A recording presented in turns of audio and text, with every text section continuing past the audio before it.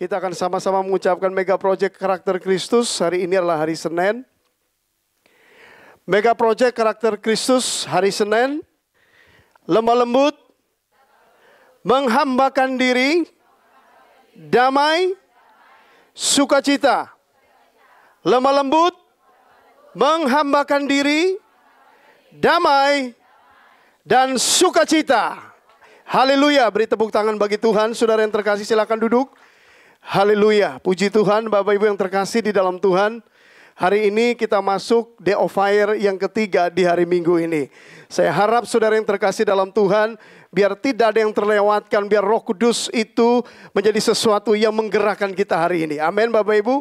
Saudara yang terkasih di dalam Tuhan, ketika Tuhan menjadikan manusia, Adam dan Hawa, Dia menghembuskan dengan kata yang namanya ruah.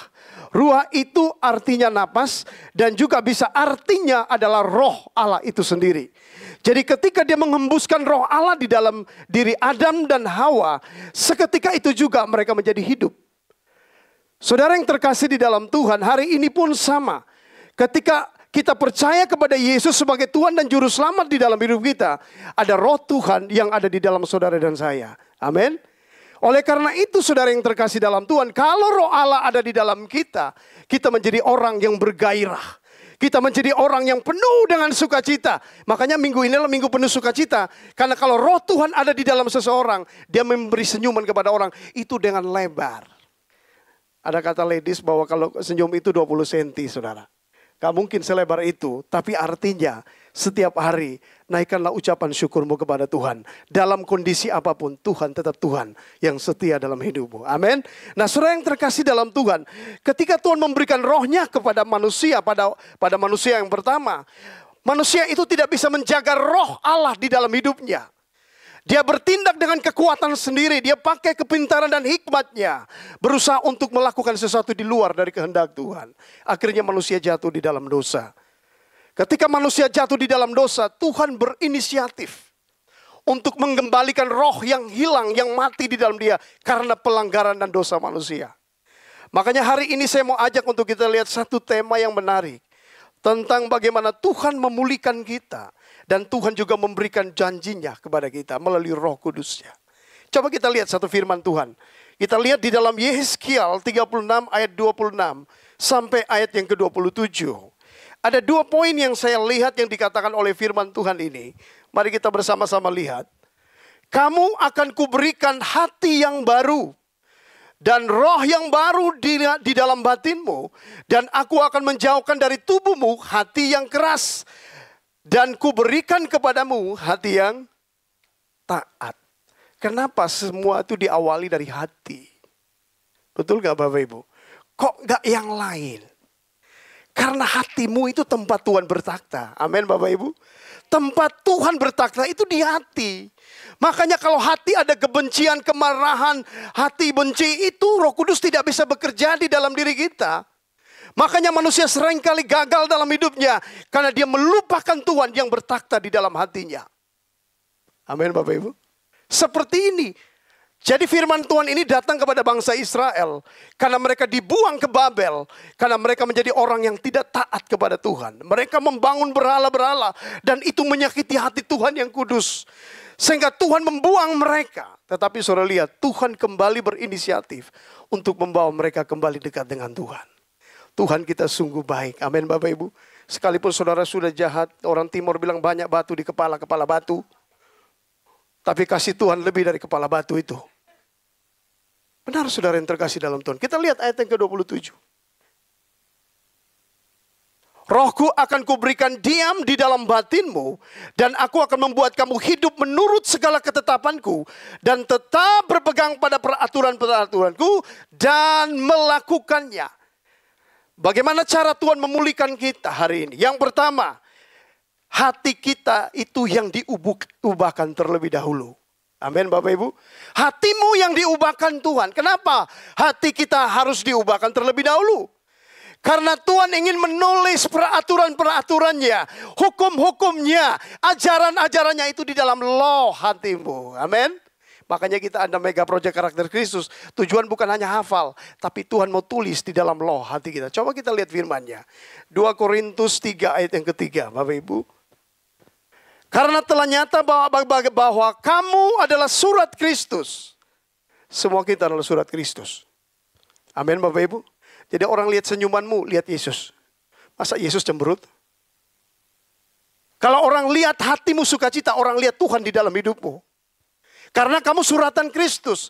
Yang dibaca, yang dilihat, yang dialami. Ketika orang berjumpa denganmu, orang merasakan ada Tuhan di dalam hidupmu. Karena suratan Kristus. Yang ditulis oleh pelayanan kami ditulis bukan dengan tinta.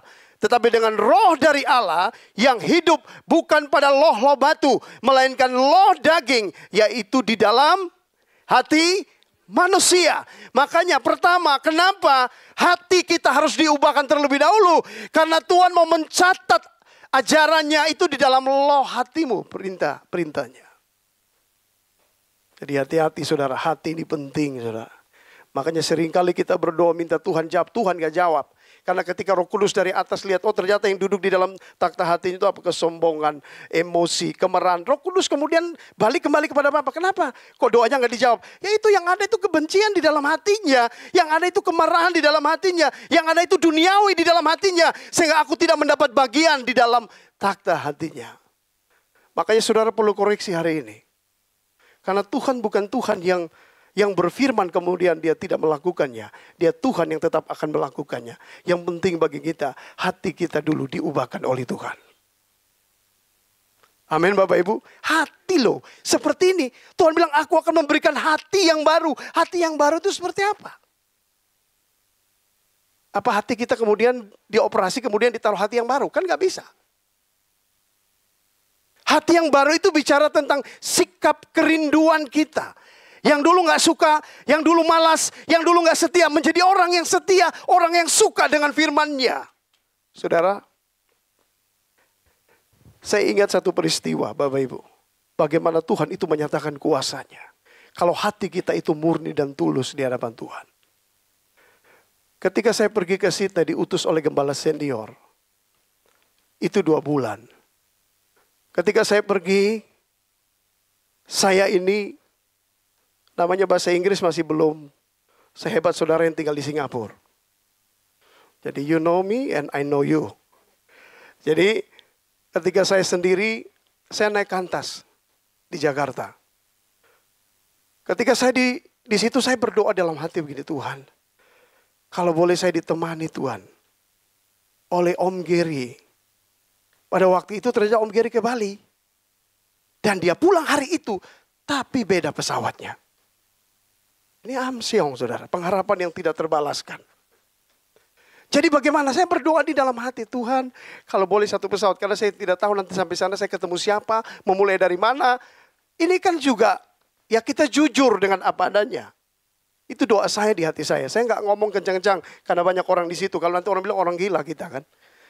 Jadi saya kemudian berdoa saudara, saya jalan. Saya pikir selesai doanya. Karena dia pesawat Garuda, saya Qantas. Gak mungkin jadi satu pesawat. Gak mungkin di merger jadi satu, gak mungkin.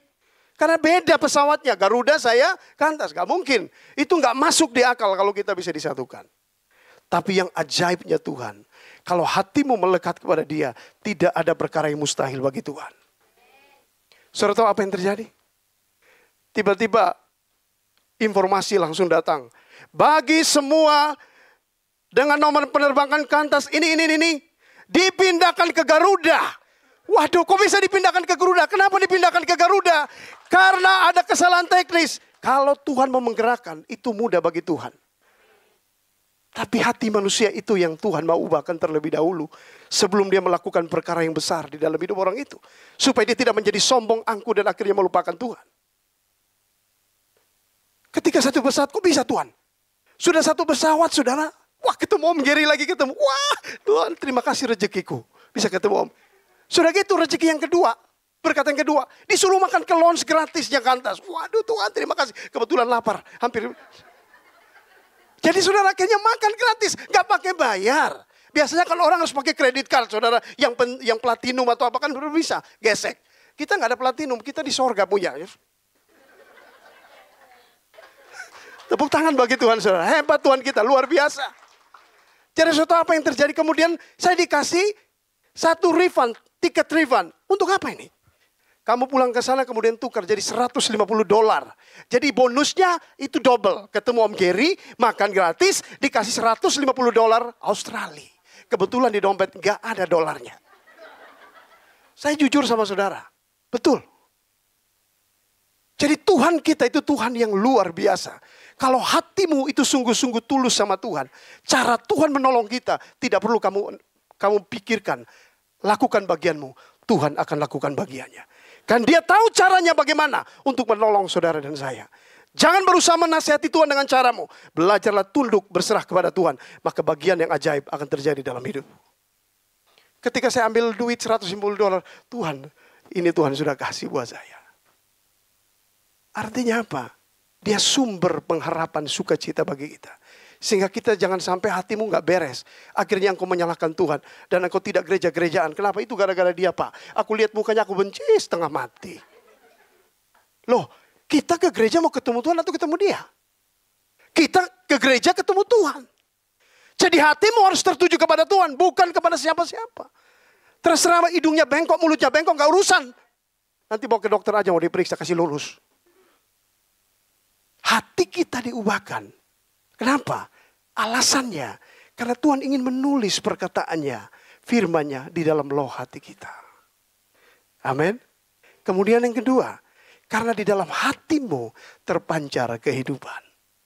Amin Bapak Ibu. Seperti Amsal 4 ayat 23 kan.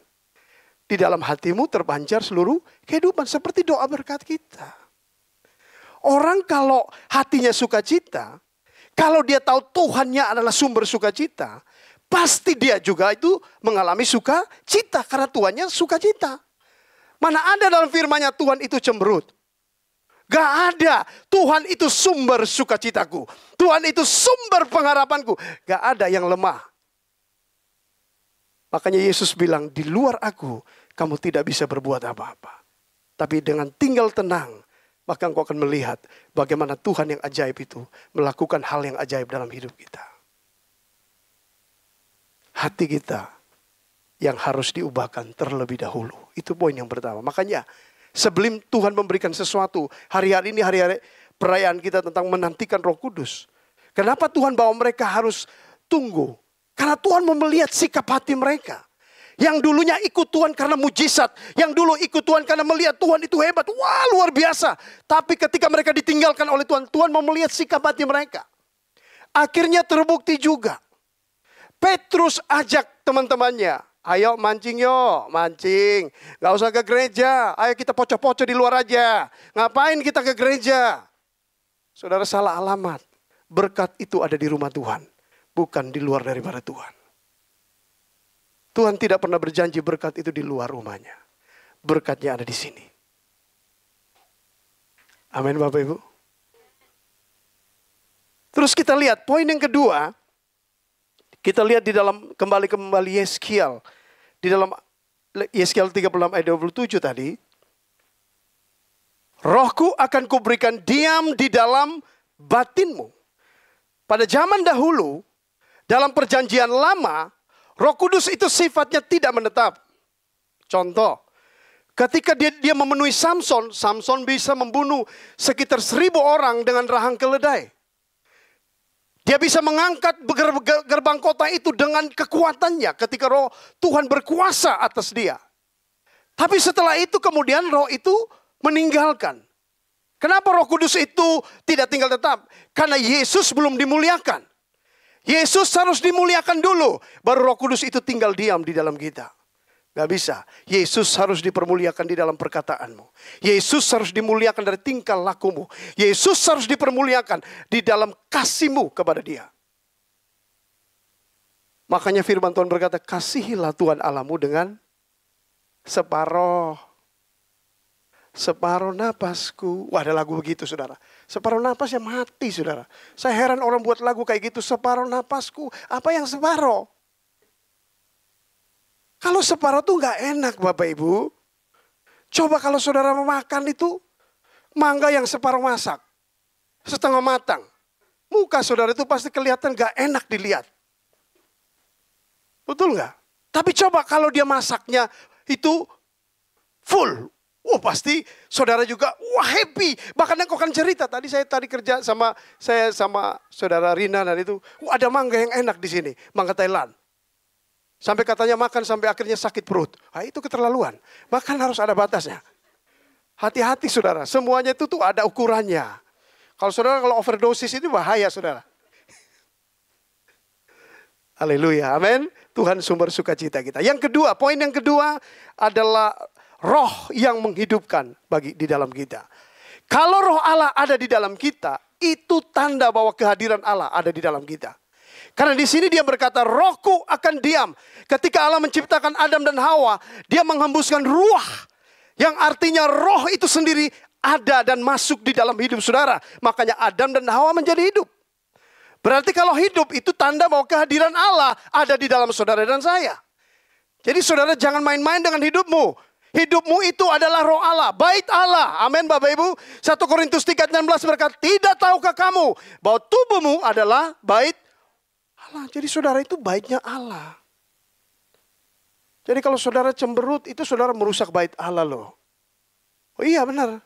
Saudara nggak mengucap syukur, saudara merusak bait Allah. Sebab firman Tuhan berkata, siapa yang merusak bait Allah, maka dia berurusan dengan Allah. Saya nggak mau. Saya mau menjaga bait Allah ini.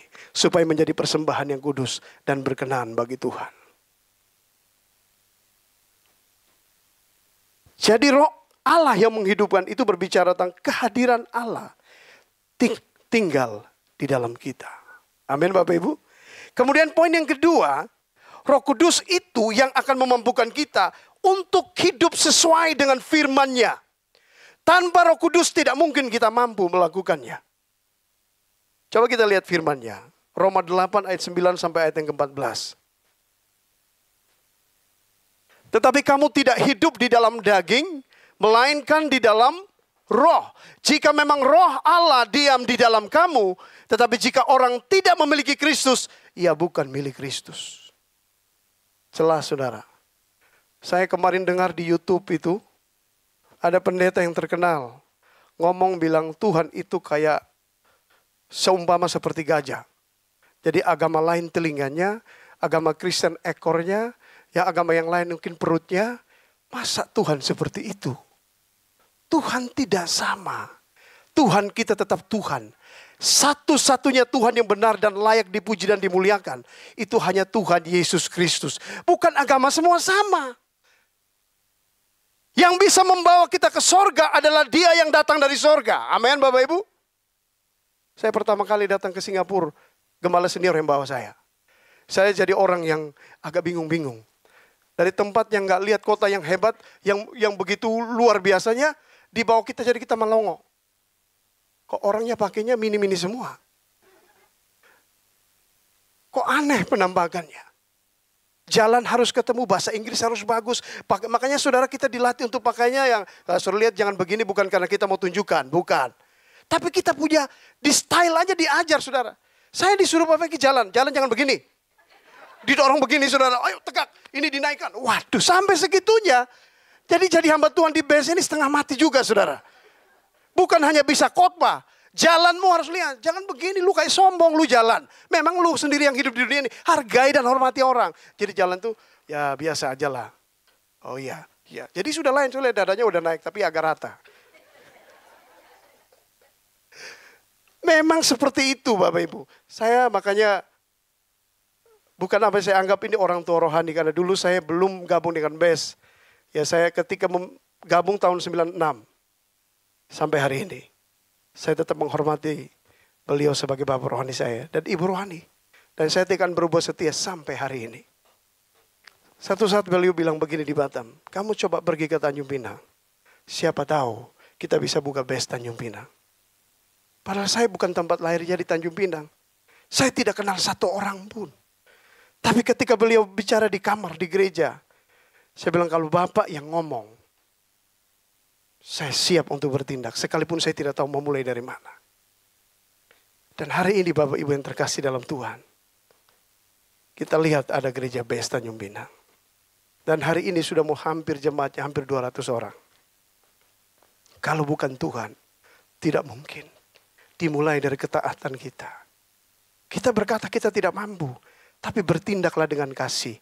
Maka Tuhan akan membukakan jalan bagi kita. Mungkin bagi kita sulit. Dan itu belum kelihatan di depan kita. Tapi kalau ada Tuhan, tidak ada yang tidak mungkin bagi Tuhan. Tuhan kita hidup. Amin Bapak Ibu. Terus kita lihat ayat berapa nih? Ayat yang ke-10. Tetapi jika Kristus ada di dalam kamu, maka tubuh memang mati karena dosa, tetapi roh adalah kehidupan. Kalau roh Allah ada di dalam kita, kita pasti akan hidup sekali pengharapan kita mati. Tapi roh itu akan menggerakkan kita menjadi orang yang kembali melihat bahwa masa depan kita ada. Bukan semuanya sudah selesai. Amin Bapak Ibu. Orang yang apatis dengan hidupnya. Berarti orang gak yakin Tuhan yang besar. Roh yang besar sudah diberikan Tuhan di dalam hatinya. Makanya ketika saya disuruh gembala senior, ayo ke daerah perang. Saya siap ke daerah perang. Tapi kalau kamu mati tinggal lama, gak apa-apa sekalipun belum punya pacar. Loh saya ditanya di Manado, kamu siap? Siap. Nanti kalau kamu mati, ya gak apa-apa. Yang penting ada Tuhan di dalam aku. Padahal itu masih muda saudara. Wah masih banyak yang bisa dikerjakan, masih bisa membangun hubungan dengan banyak orang. Tapi karena untuk pelayanan, kita harus punya komitmen dalam hal kita melayani Tuhan. Karena memang itu peluru benaran yang kita ketemu. Bukan pakai senapan angin saudara. Tembak burung pun bisa meleset. Tapi ini orang pakai senapan yang betul. Yang asli punya organik lawan kita. Kita gak punya senapan. Tapi kita punya firman Allah. Yang adalah senjata yang lebih mematikan. Akhirnya pulang juga saudara. Karena masih harus datang ke Singapura dan juga ke Batam. Jadi gak mati-mati juga ya. Hidup sampai hari ini. Oh iya berarti Tuhan kita hidup gak? Hidup bro, yang memberikan hidup itu ada di dalam kita. Jadi jangan merasa ketika mengalami masalah semuanya selesai. Lebih baik aku gantung diri, lebih baik aku naik ke atas loncat aja. Tuhan bilang jangan. Hidupmu masih berguna. Jangan akhiri hidupmu dengan cara yang tidak pantas. Tapi belajarlah mengambil hikmah di balik masalah. Pasti ada berkat Tuhan. Amin Bapak Ibu. Kita lihat. Tetapi roh adalah kehidupan karena kebenaran. Terus ayat yang ke-11. Dan jika roh dia yang telah membangkitkan Yesus dari antara orang mati diam di dalam kamu, maka ia telah membangkitkan Kristus Yesus dari antara orang mati, akan menghidupkan tubuhmu. Yang tadi loyo jadi semangat. Yang tadi hilang semangat menjadi orang yang bergairah kembali. Karena roh itu menghidupkan kita. Menghidupkan tubuh kita. Yang fana itu oleh rohnya semuanya kembali. Makanya Day of Fire ini mengharuskan kita membuka hati kita lebar-lebar. Izinkan Roh Kudus bekerja dengan hebatnya di dalam hati kita. Yang diam di dalam kamu. Ayat 12. Jadi saudara-saudara kita adalah orang-orang berhutang. Tapi bukan kepada daging supaya hidupmu menurut daging. Jadi ketika Roh Kudus ada di dalam kita, kita dimateraikan oleh Tuhan. Amin saudara. Bukan hidup menurut daging, tapi hidup menurut apa yang menjadi perkataan roh itu. Makanya kemarin di Batam Day of Fire saya bilang bahwa justru Roh Kudus itu akan memimpin kita. Bagaimana cara dia memimpin kita? Kita harus hidup, tidak hidup di dalam kedagingan. Dan kita harus hidup di dalam buah-buah roh. Karena itu kehendak dan itu satu-satunya cara bagaimana kita hidup berjalan dalam pimpinan roh. Gak bisa. Kita ikut Tuhan tapi kedagingan masih kuat. Gak bisa. Itu tidak akan mungkin punya. Terus kita lihat saudara yang terkasih. Ayat yang ke-12. Jadi saudara-saudara kita adalah orang-orang yang berhutang tetapi bukan kepada daging. Supaya hidupmu menurut daging. Ayat yang ke-13. Sebab jika kamu hidup menurut daging. Kamu akan mati. Bukan Tuhan tidak mau kita menikmati hidup di dunia ini. Tapi lewat apa yang kita alami dan kita dapat. Kalau boleh itu mempermuliakan Tuhan. Amin Bapak Ibu. Jangan saudara ikut Tuhan kemudian berkata Tuhan kayaknya semua gak boleh ya Tuhan. Bukan. Saudara makan capcay juga gak apa-apa. Fuyung hai juga gak apa-apa. Yang hai-hai juga gak apa-apa. Loh Tuhan gak marah. Tapi jangan sampai over juga ya tadi. Bapak bilang tadi. Kalau over juga bahaya. Apalagi dokter sudah bilang, Bapak ini darah tinggi. Tapi aku kesukaannya itu Pak. Gulai kambing Pak. Kalau lihat kayaknya aku gak tahan Pak. Rasanya kalau boleh aku tuh mampir. Walaupun dokter bilang gak boleh. Loh ada satu pendeta saudara yang ada di Manado. Pendeta. Dokter sudah mendiagnosis dia bahwa dia ini darah tinggi. Nah ketika pesta, Manado itu kan suka pesta saudara. Pesta itu umur 1 tahun aja, itu kayak pesta besar. Saya pernah ke sana saudara. Umur 1 tahun ulang tahun, kayak pesta besar saudara dibuatnya.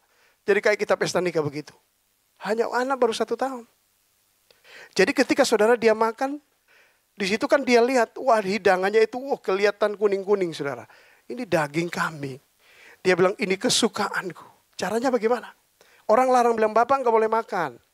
Dia bilang tidak apa-apa, dalam nama Yesus. Darah tinggi turun. Loh ini kisah nyata saudara. Dia pakai doanya, dia pakai imannya untuk supaya Tuhan bekerja karena selera dan hawa nafsunya. Ini berbahaya dan Tuhan tidak mungkin akan ikuti maunya dia. Dasar loh. Itu loh yang mau, bukan Tuhan yang mau. Dokter sudah larang, gak boleh. Kenapa kamu lakukan? Akhirnya apa? Langsung tiba-tiba saudara pembuluh darahnya pecah, stroke dan akhirnya dia meninggal. Jangan mencobai Tuhan. Kalau Tuhan sudah bilang jangan, saudara berusaha untuk memakai iman. Dalam nama Yesus darah tinggi. Apa yang turun darahnya? Loh daging itu kan mengandung itu. Zat yang membangkitkan darah tinggi. Ya jangan dicobai. Ya kalau boleh dijauhi. Jadi kalau apa yang suka di bibir kita, kalau itu menghancurkan kita, merusak kita, lebih baik jangan. Tapi enak Pak. Ya enak di mulut. Tapi akan susah di kemudian hari. Kita pilih yang mana? Ayat yang ke-14. Ayat terakhir.